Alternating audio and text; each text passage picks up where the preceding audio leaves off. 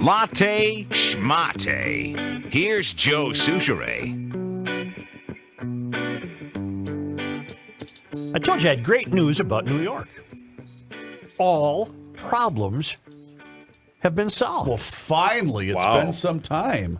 The New York Post reported yesterday that 3 New York City lawmakers have put up legislation to order city officials who oversee New York's museums and nightlife to tap a laureate, a poet laureate, of the city's drag scene. You're going to have a drag laureate. You've got to be kidding me. If passed, the Post said, the bill will require the city's commissioner for cultural affairs and head of the mayor's office of nightlife to select a drag laureate every year in order to prop up local LGBTQPPRMZDDYMBTTUNV businesses and promote the art scene. Naturally, taxpayer funds would be used to provide a stipend and in-kind resources for the laureate. Of course. Democratic City Councilman Jimmy Van Bramer, the lead sponsor of the drag laureate legislation, along with Democratic Councilman Carlos Menchaca and Ben Callos, said the drag laureate would serve to champion and highlight the contributions of the drag community in New York City's business, arts, and cultural spaces. So I am pleased to report that because obviously everything else, it's safe now to stand on a subway platform. Absolutely. You won't get shoved into an oncoming train. Which happened, 9 days ago? Oh, 9 minutes ago, maybe. You know, it's all been taken care of. We used to have a phrase on this show that we would use when you would read a story like that, and it was always followed with, and this is why Trump got elected, right? Right. That now needs to be changed. Are you ready? This is why the country's still divided. Well, no. What I'm going to say is, because obviously instead of doing what they're supposed to be doing, they're passing nonsense like this.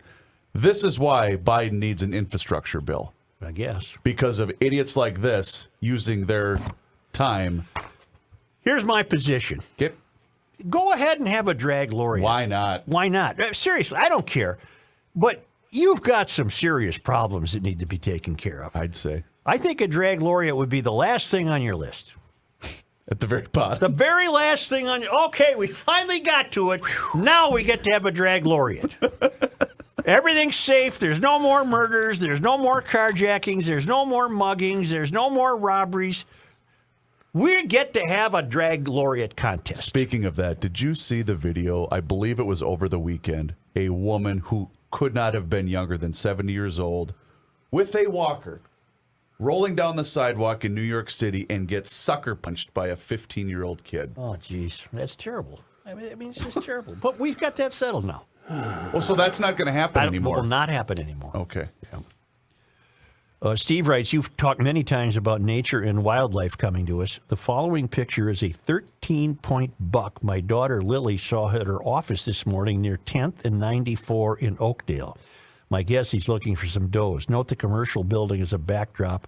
Love the show. Keep pushing back, Steve, in West Lakeland Township. And look at the picture of that 13-point buck. Holy cow. I mean, it's massive. It's massive. I saw one the other night coming home from Faribault after the football game.